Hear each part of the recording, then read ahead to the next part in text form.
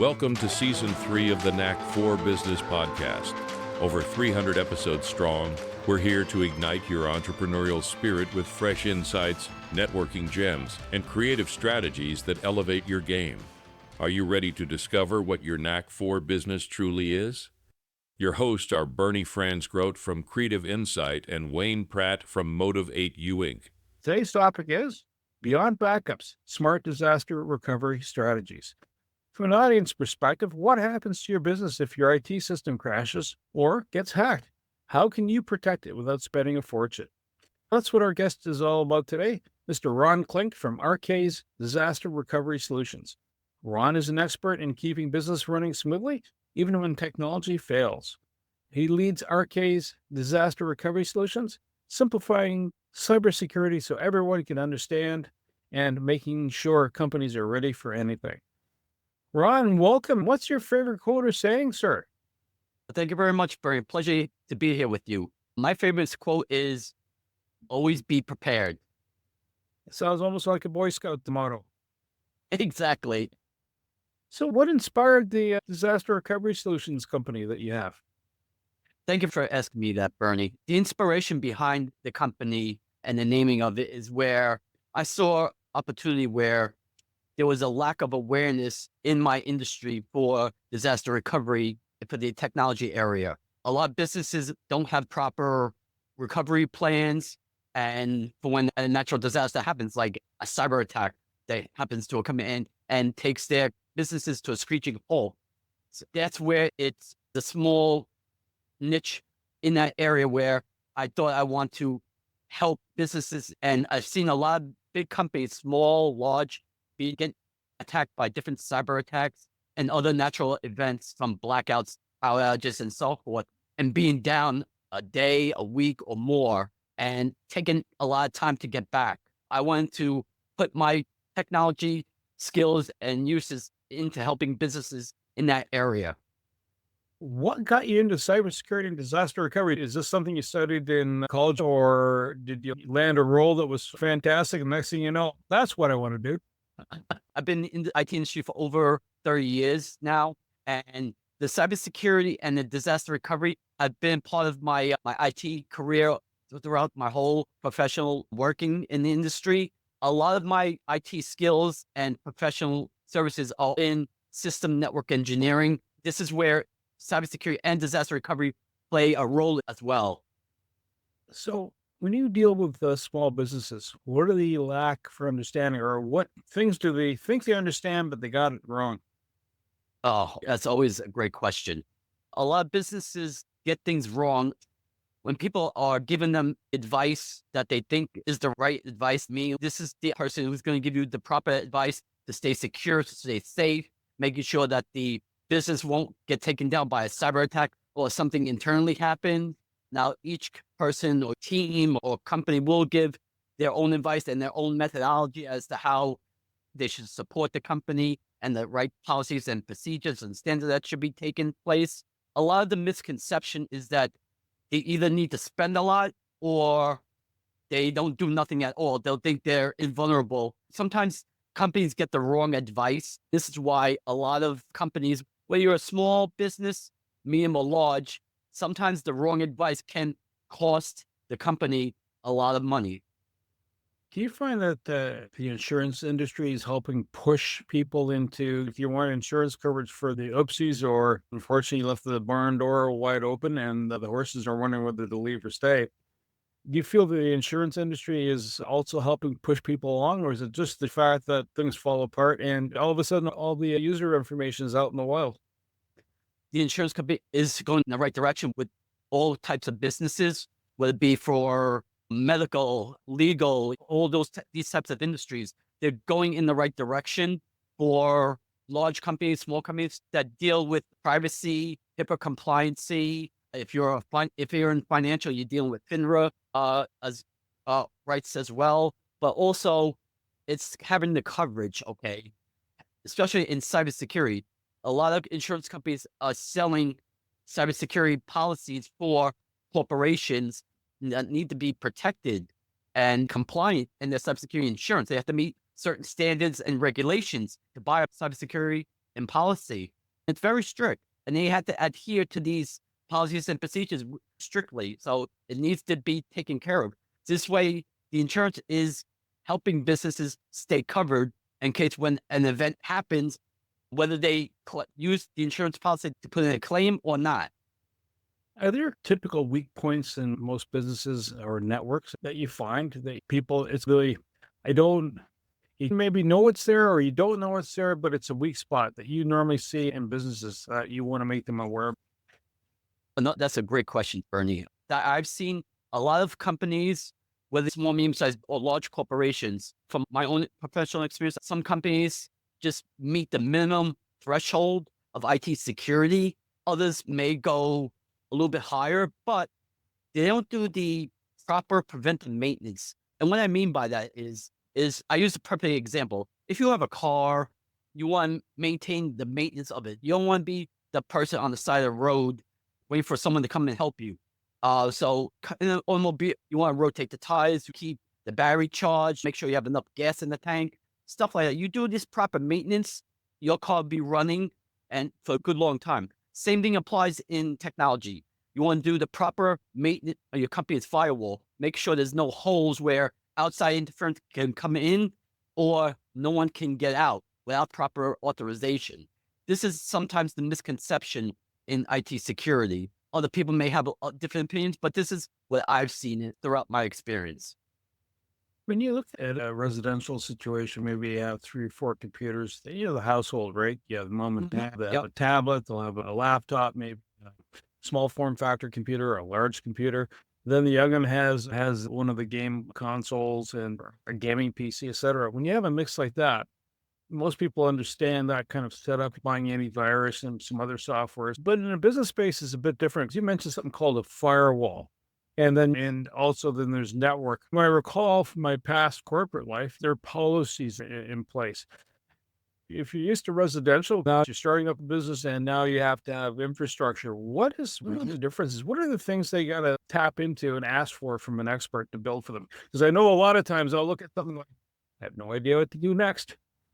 Yes, a residential consumer that has 3 or 4 or 5 devices, would be a PC, tablet, whatever it is, at home, is a little bit more easier to set up than in the corporate environment, where you'll, like you just mentioned, in residential, you have antivirus software subscription that can go on 3 to 5 devices and cover the whole thing with a monthly subscription.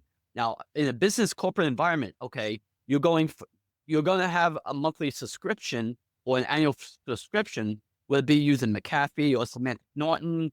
They're going to be installed on each device, whether it be a laptop, full desktop, or any type of smart device, tablets, and everything else for that. And the configuration and implementation of that, a bit more complex, depending on the corporate environment's setup.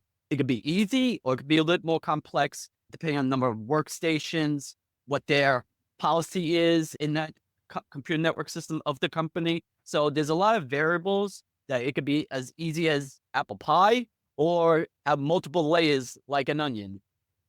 Are you finding that, I'm reflecting back on my experiences in the corporate world, and one of the things I noticed that you'll have you have your tablets, you have your laptops, your desktops, like you said. We have other devices out there, like IoT devices, or if you're moving product like logistics, you'll have a scanner going, yep, there goes, or a reader. You have access control systems, and that's a larger envelopes of different things out there. More complexity, is that still something that's pretty easy to manage from a cybersecurity point of view? And how do you back that all up? How do you have that redundancy going, oops, someone had deleted something or someone went in and was malfeasant and just going, I'm going to zero this out? Great question, Bernie. Thank you very much for asking that.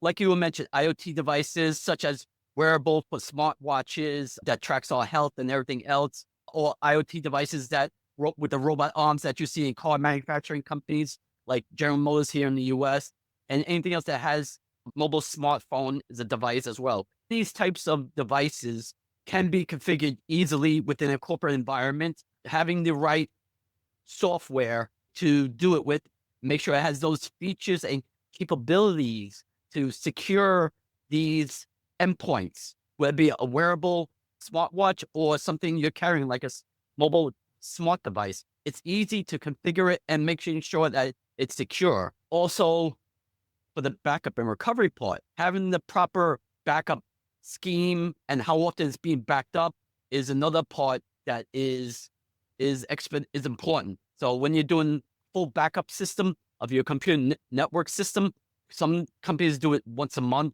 others may do it weekly, depending on their corporate environment. It varies from company to company, but there are also other types of backups called incrementals and differentials, okay, which will be a little bit more important files that will back up. It'll take less time compared to a full backup system, which could take sometimes overnight, depending on how the system is set up. You mentioned backups, and then again, I'm going back to my corporate days and having redundancy and backups.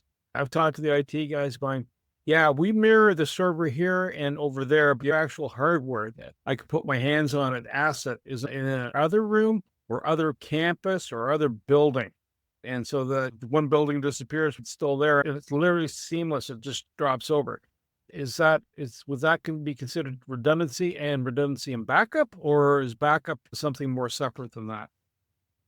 From a technical perspective, it is considered both backup and redundancy is pretty much the same, but it can be different as well. Okay. Having a computer network server in one location and maybe 2 or 3 more locations is like you said, for redundancy in a corporate environment. The backup and recovery system is separate from that, or it could be a part of it, depending how it's set up. So it could be separate from those computer network servers, or it could be part of it. But if it's separate from the other computer network servers, it's the backup and recovery solution services will still take place, regardless of how it's set up. I'm going back to cybersecurity, and then I'm going to touch on ransomware. Someone says, I've got you, give me some Bitcoin. Otherwise, you run the risk that, you're not going to get it. You're just going to keep blackmailing it. And, it's extortion by any other means, right? When you're doing a backup, is the frequency backup? Is there a way to recover? Is there a way to avoid getting into a ransomware scenario? And if you are in a ransomware scenario, how much can you come back to normal state without having to be thwarted? Oh, it's a question that I always get, and it's a very popular question. For me, you're not going to be able to prevent getting attacked. Somehow, some way, a hacker or a group of hackers will find a hole in a company's computer network system, take the system hostage, and prevent people from logging in and being productive. So you can't guarantee that you won't get hacked. It's just when. The analogy I use with the automobile of doing preventive maintenance applies to this as well. Doing this preventive maintenance and keeping the computer network system safe as best as possible. In that fact, for that to happen, you have to have the proper services. Whatever the company is using, could be from Microsoft or any other type of IT services that they're using for that. In that perspective, as far as how quickly can you get the company back up, you want to restore the critical items first. Getting the network service back up and getting certain data retrieved first is the most critical. After you get the primary systems back up and running, then everything else will fall behind. So you could get a company back within a few hours or a day. It depends on the size of the company and the complexity of it. In your experience over the years, have you found that the company doesn't maintain certain protocols, whether it's the protective software, the antivirus, or the firmware updates, et cetera? Or is it end user, like a phishing attack where someone gets spoofed in, I think this is right, and it'll open that PDF and going, no, that was a mistake, which unleashes the opening Pandora's box, in other words. Do you find that which area is the most causal impact typically that you found over the years? Is it the end user company, a mixed bag, or new technology? That's a good question. My professional opinion, it's 50-50, both from the end user and company standpoint. Other people say it's more of a company standard or vice versa. But in my opinion, it's 50-50, 50% the end user and 50% the company. But the more the company is probably be a little bit more higher in percentage, because it's allowing someone to infect a virus into the company's computer network system. That being said, sometimes the company's IT team or person doesn't maintain proper IT security for the company. Does mean they're not using the latest security patches, whether it be from Microsoft or for antivirus protection. Now, whether they're using McAfee, Norton, or whatever they choose from the computer desktop standpoint, from the endpoints there. So it's making sure that the system is being updated as much as possible and applied when needed. Don't always need to have the latest security patches that either Microsoft or somebody else sends down to patch, because it may not be needed right away. And plus, sometimes the latest security patches can cause havoc on a company's computer network, and they have to uninstall that security patch right away. I'm going to go back to my corporate memory, not so much mine, but someone else that was in the corporate space. A patch was coming through, a security patch. Wonderful job, went everywhere, and it broke the subroutines of some other applications that were critical. Mm-hmm. When you're coming up and say a company knocks on your door and they say, well, what do I got to do next?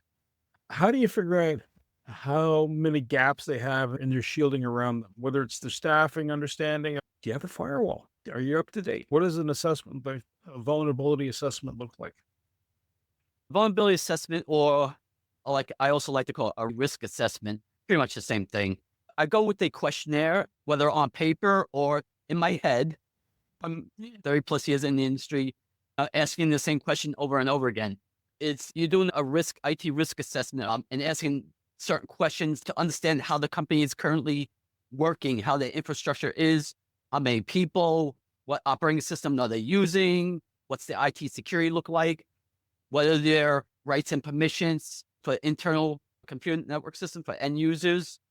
So that's where some basic questions that I ask. And has there been any pinpoints that the company is currently suffering right now that need to be resolved right away? Do you have an example of a company that had an oopsie? Several. There's been a lot of companies, and I'm pretty sure everyone would know this, as far as one of the three major credit bureaus within the United States that got hacked.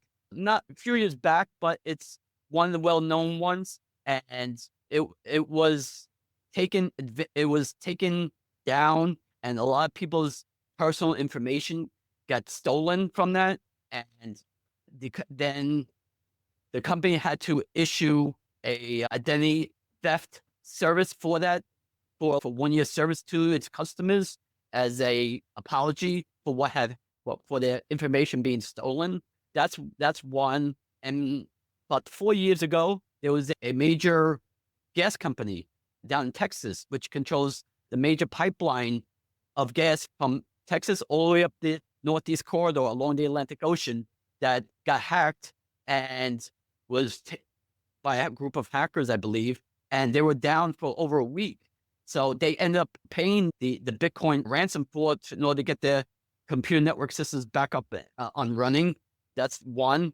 2, 3, there was a big hospital here on the East Coast where I'm located at that got hacked. 3 of the major locations, the computer network systems were taken hostage.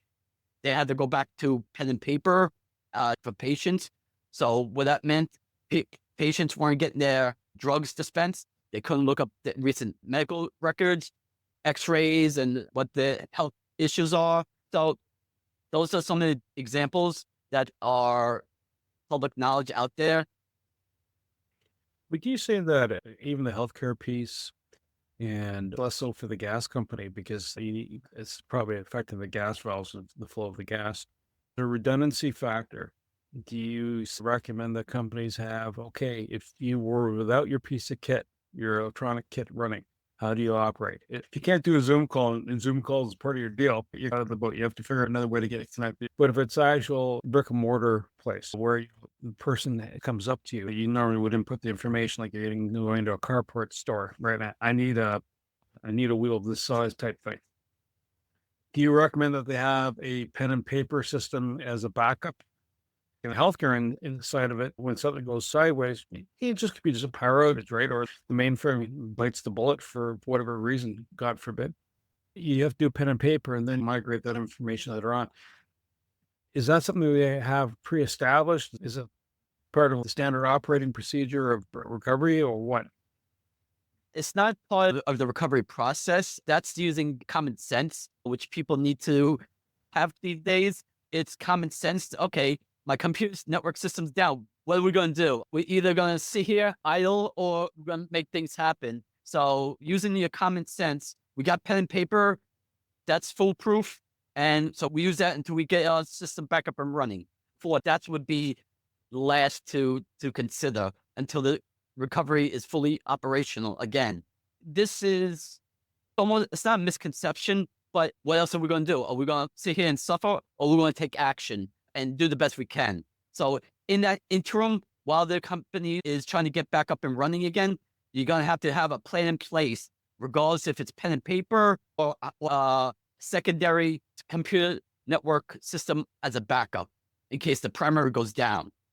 There's a company here in Ottawa, and it's a router, and it's not PoE. PoE meaning power over the Ethernet. So in other words, a VoIP phone would need the PoE. And what they built into it was a little Raspberry Pi component to it and a battery. And the router is designed that in the event that power drops, the router still functions, right? So it has the, and if the landline drops, it goes to LTE, which is RF signal, basically cell phone signal. Worst case scenario, it has a kind of default. It's not a forever device. And they have that. When a company is looking at making their system redundant and resilient, do you come in and help? Okay, listen, I see you have this device here. Here's your backup plan. The backup plan might be a generator. You have a diesel generator or gas generator somewhere, something you do in your house. Do you come in and also offer that and going, listen, I see what you got here, and this is the way to harden or strengthen your system. Is that one of the services that you provide? Yes, exactly. How you described up where you're located in Canada, this is another part of the services my company offers, is advisory and recommendations that we do where we see like a fault that we think that if something happens, they should have this in place. Let's say a company is a legal company. They have one internet provider as their primary source for everything. But let's say their primary internet service provider goes down for some reason. They have to have either the 4G, LTE, or 5G, depending on their capability from their cell phone provider, or they need another internet service provider in case the main one goes down. So having a secondary backup is key. Now, how often will that happen? It may not happen. Depending on what the company's budget is, some can go with the 4G LTE version for a little bit cheaper cost till the main ISP service comes back up and running, or have another ISP carrier as a secondary for redundancy. When you're doing this assessment, like if I were running a, let's say, airport traffic control, whatever country, it doesn't matter. I know I need always uptime, right? Or if I'm handling a power plant, I have to have uptime. I can't be offline for 5 or 10 minutes. Too many things can go wrong, and likely will. Versus other businesses running a storefront and I lost power. I don't have a diesel generator, so I may as well shut the door. It's not ideal, but it's not catastrophic. When you're doing that assessment, do you gauge it? Okay, listen, based on critical components, life safety, property safety, and those good things that's unfortunate, but a day's downtime is not bad, which is not everybody will agree with that. There won't be any death and carnage. Do you provide that as a factor, as indicating, listen, here's state of the art, this will keep you going as part of your assessment? Yes, that's another part of our IT risk assessment that we do, that we find where we think that they need this type of backup or redundancy service in their corporate environment for when something happens. I'll give you a quick example. What I like to call an IT crash kit. Let's say an executive of a company, right? CEO, whatever, in C-level suite, their computer goes down for some strange reason and they can't do their work. Okay, quickly, we'll come in, have to get the crash cart, what that comprises of as a laptop or desktop that's already been configured and ready to go whenever something happens. We get that person back up and running, change out the computer, make sure they log in with their username and password, and they're ready to go. While we figure out what happened with their computer or laptop and why it suddenly stopped working. That's a quick and easy way to keep from being down for so long. Just like you mentioned with a gas or diesel generator, it's important to have one in case you lose power, especially if you're an airport traffic controller. You need to keep those traffic controllers to help airplanes take off. You clear the takeoff, or you clear the land, or circle around for another 10 minutes, and then you'll be able to clear the runway for a perfect landing. So having these procedures in place, these plans in place, will be a lifesaver for when it happens. Just touching on the cyber criminal element, I guess the approach is going to be slightly different if you're a large bank or a large manufacturer versus mom and pop sell widgets to the community at large. How do cyber criminals approach things differently in the smaller businesses versus the larger ones? What are the tactics they're using to get past the protections?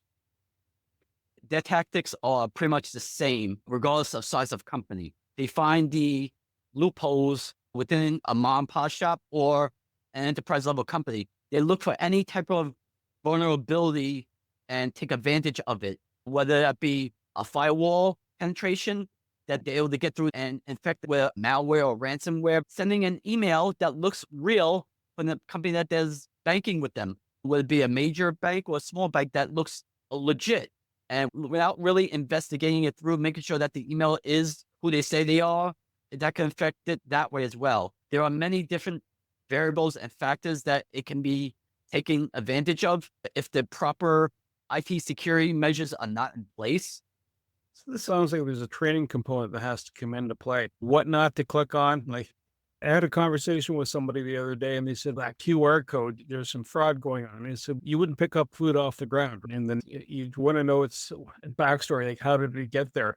Not that you would eat food off the ground. If you don't know where something is coming from, you stop and that involves training sometimes for people in IT components like email, etc., or setting things up.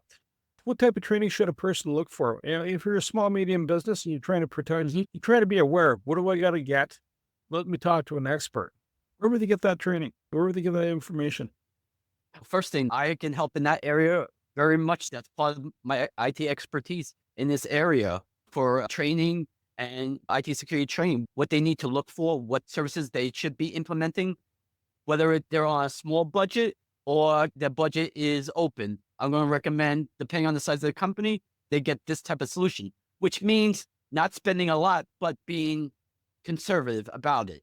Now, if it's a mom and pop shop, I'll recommend, all right, look, you're going to need to get this A through D, okay, but it's not going to cost you an arm and a leg to get A through D. This will help you out with minimal spending. Now, if you're a bigger company, 10 plus people, a law firm, a healthcare facility, whatever it may be, this situation changes. You're going to need to implement these types of IT security measures.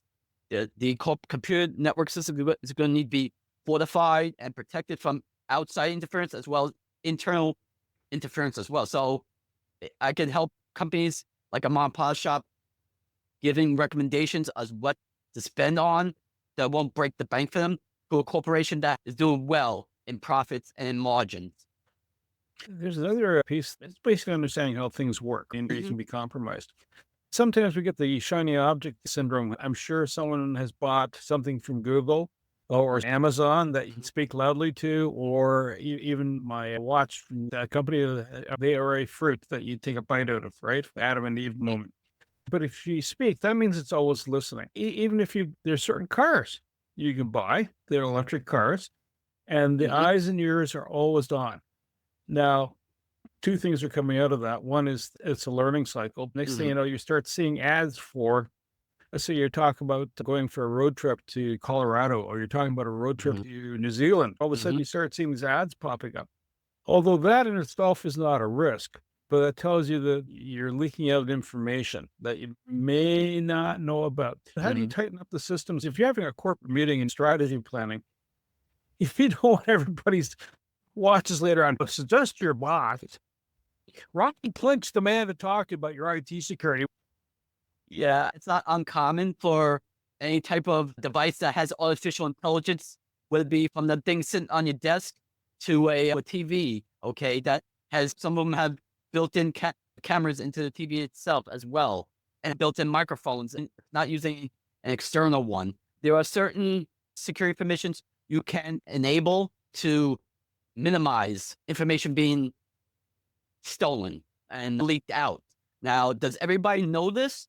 Okay, if you're in a common household in the US or outside, and you have that artificial intelligence thing sitting on your credenza, not everyone's going to know how to not get the information out there and for everyone else to hear it. And you start seeing ads for this and this, like I said, taking a trip or whatever it may be. There are small measures that can be put into effect. Like I said, not everyone will know this. Not everyone will we even think about it. Okay, they just connected to to their internet service provider, and off they go, thinking about, oh, what about my privacy? Even though the company may say, oh, we don't use your information, we don't sell it to third-party companies. Now, that's true, and sometimes it's not true. But always read the manual and do the research online and see what risks are out there. Having this type of smart device, either on your credenza or right next to you on your desk, see what risks are out there. Again, common sense, especially in today's technology where information is out there for everyone to see, but we don't want too much of our personal information to be known. Like having a company track us every step we go. We want to try to control our own information being when we want to be let out. The one thing I've also noticed, and I don't know if it's still a major concern, are webcams. And Mhm. every once in a while, there's a website that says, these are the webcams we can look in on. There are no passwords, or the password is the manufacturer default, which is almost like the listening ear. Now it's the all-seeing eye, except it's not AI driving it. Is there a piece of software that either companies can use, residential can use, or a small mom and pop say, listen, Yes. there's a quick assessment going, you're open, and this, yeah, maybe even using AI to going, okay, you're loose here. Is there a software that helps coordinate that if they don't have access to an expert just yet? Or maybe that's the first step of getting an expert to come in and help?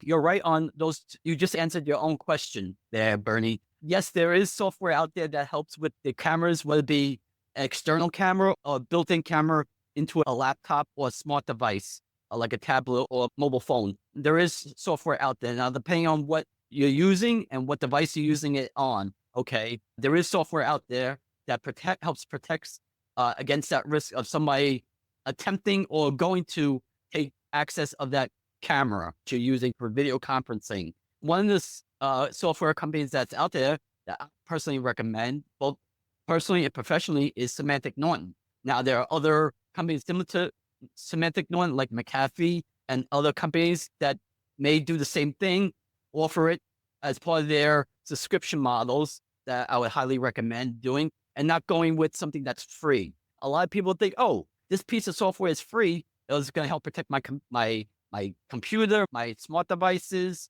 my tablet, and so forth. But with free stuff like malware bites, you're limited in protection. Okay.